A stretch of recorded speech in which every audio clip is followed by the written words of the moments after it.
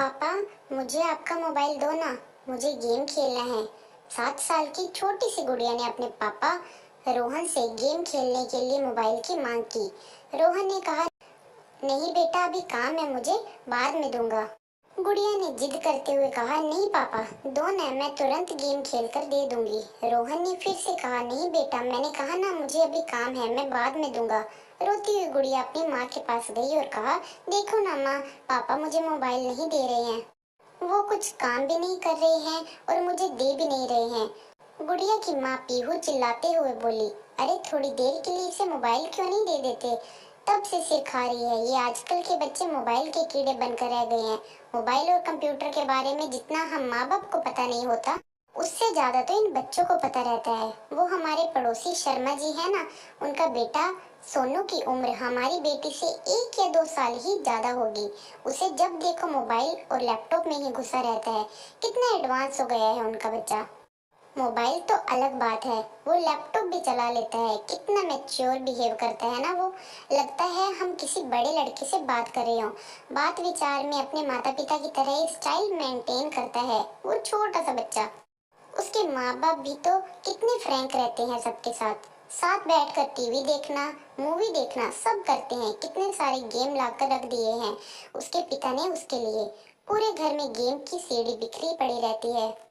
ऊपर से सोनू इतना स्मार्ट है कि वह खुद से इंटरनेट से गेम डाउनलोड कर लेता है। उनके बेटे को कभी रोते नहीं देखा। दूसरी तरफ हमारी बेटी को देखो, बात बात पर रोती रहती है, हर समय मोबाइल की रट लगाई रहती है। एक आप हो कि उससे तो मोबाइल देते ही नहीं। रोहन ने कुछ सोचते हुए कहा, वो सब तो ठीक है, उसके गेम खेलने के लिए एक अलग से मोबाइल दे दूंगा, लेकिन इस तरह वो ज्यादा मोबाइल यूज करेगी तो उसकी आंखों पर बहुत बुरा असर हो सकता है।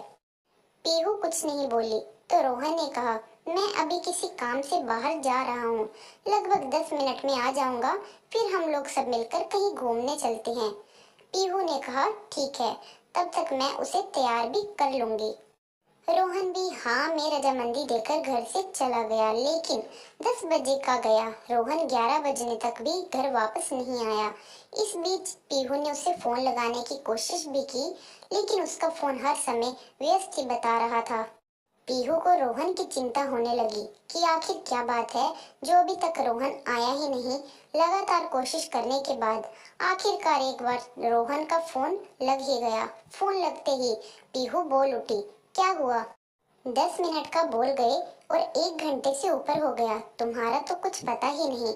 रोहन ने बताया, आज के घूमने का प्रोग्राम कैंसिल कर दो, आज हम घूमने नहीं जाएंगे, और अगर जाएंगे भी तो शाम को। पीहू ने आश्चर्य और चिंता भरे स्वर में पूछा, लेकिन बात क्या है, कहाँ हो तुम? रोहन ने कहा, हॉस्पिटल में हूँ। पीहू चीख पड़ी, क्या? हॉस्पिटल में क्या हुआ तुम्हें? रोहन ने कहा, मुझे कुछ भी नहीं हुआ, मैं ठीक हूँ, पर मैं तुम्हें अभी कुछ भी नहीं बता सकता। घर पर आकर सारी बात बताऊंगा। लगभग शाम तक रोहन वापस आया। आते ही पीहू ने सवालों की जैसे झड़ी ही लगा दी, तुमने तो कहा था शाम को घूमने चलेंगी, ये टाइम भी निकल गया। अब गुड़िया को कैसे समझाऊं? सुबह से सज धज कर तैयार बैठी है वो कि कब पापा आएंगे और वह हम सबके साथ घूमने जाएगी। रोहन ने कहा, उसे किसी तरह समझा बुझाकर खिला पिलाकर सुला दो, मुझे तुमसे बहुत जरूरी बात करनी है। पीहू ने ऐसा ही किया। रात को सोते समय पीहू ने रोहन से पूछा कि अब बताओ क्या हुआ जो आज दिन भर किसी काम से बाहर रहे। रोहन ने बताया, वो हमारे पड़ोसी शर्मा जी है ना, उन्हें एक परेशानी आ गई थी, उसी में लगा रह गया। मैं आज सुबह जैसे ही घर से बाहर निकला तो बाहर देखा, पार्किंग एरिया में कुछ लोग झुंड बनाकर खड़े थे। पास जाकर देखा तो सोनू, वो 9 साल का छोटा सा बच्चा, अपने साथ खेल रही बच्ची नित्या के साथ गलत हरकत करने की कोशिश कर रहा था। कुछ लोग उसकी अश्लील हरकतों को देखकर हंस हंस कर बातें भी कर रहे थे। देखो आजकल के बच्चों को कैसे हैं इनके माँ बाप, जिनके बच्चे ऐसी गंदी हरकतें कर रहे हैं। बच्चों को देखते ही समझ में आ जाता है कैसी परवरिश दे रहे हैं वो लोग, इनके माँ बाप जो हैं। भीड़ जमा देख शर्मा जी दौड़ आए तो अपने बेटे को उस अवस्था में देखकर बहुत ज्यादा लज्जित हुए, बहुत ज्यादा जलील हुए। वहां पर खड़े सभी लोगों ने उनकी बहुत बेइज्जती की। शर्मा जी ने तो गुस्से में आकर अपने बेटे पर हाथ ही उठा दिया था, लेकिन मैंने उन्हें रोक दिया और सोनू के साथ लेकर शर्मा जी का हाथ पकड़कर अपनी गाड़ी में बैठाकर एक पार्क में ले गया। वहां पर मैंने उनका गुस्सा शांत किया। मैंने उनसे पूछा, क्या सोनू किसी बुरी संगत में है जो इसे गंदी बातें सिखा रहा हो? शर्मा जी ने कहा, नहीं, ऐसी कोई भी बात नहीं है। फिर मैंने कहा, होना है इस बच्चे के मन में कैसे भी इस तरह की भावनाएं घर कर गई हैं। इसे फौरन ही किसी मनोचिकित्सक के पास ले जाकर जाना होगा, जो इसकी काउंसलिंग कर पता लगाएगा कि इसके मन में ऐसी बातें आखिरकार कहाँ से आई। फिर मैं उन्हें एक मनोचिकित्सक के पास ले गया। काफी देर तक की काउंसलिंग के बाद उसने बताया कि हम सब बच्चे बिल्डिंग के नीचे पति पत्नी का खेल खेल रहे थे, जैसे मेरे मम्मी पापा खेलते हैं। मेरे पापा दूसरे शहर में काम करते हैं और हर शनिवार को आते हैं और रविवार की शाम को चले जाते हैं। जब तक पापा बाहर रहते हैं, माँ बहुत ही प्यार से उन्हें बातें करती है और जब भी पापा आने वाले रहते हैं, मेरी माँ मुझे जल्दी सुला देती है। मैं भी उनसे बहुत सारी बातें करना चाहता हूँ। सुबह पापा देर से जागते हैं और मेरे लिए उनके पास तो बिल्कुल समय ही नहीं रहता। पापा के आने के पहले माँ के कमरे में एक सीढ़ी रखी थी, जिसको देखने के बाद मुझे लगा कि ये मेरे गेम की सीडी है और उसे लैपटॉप में डालकर चेक किया। तभी माँ अचानक मुझे सुलाने आ गई। मैं भी सोचता था कि पापा के आने से पहले माँ मुझे जल्दी क्यों सुला देती है। फिर मैंने रात को सिर्फ सोने का बहाना किया और पापा के आते ही सब कुछ छुप कर देखा कि माँ उन्हें प्यार से गले लगाती है और उसके बाद वो कैसे खेलते हैं।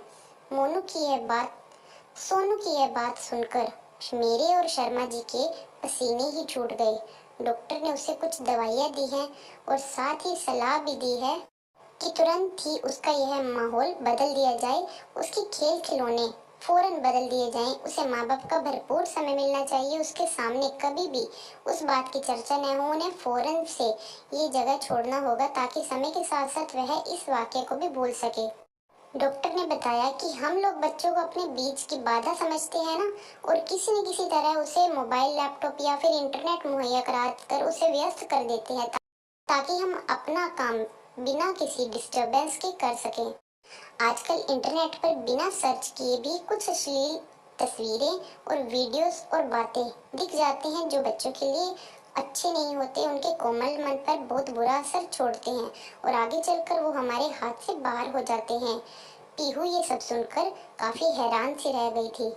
रोहन ने आगे कहा, जब शर्मा जी ने घर आकर सोनू की गेम की सीडी चेक की तो उसमें भद्दी वीडियो वाली सीडी भी मिली। इसके साथ ही उसके मोबाइल में भी कई गलत साइट्स की हिस्ट्री थी और जानती हो, उसने तो बहुत ही अश्लील ड्राइंग भी बनाया हुआ था। ये सब सुनकर पीहू तो कांप ही उठी।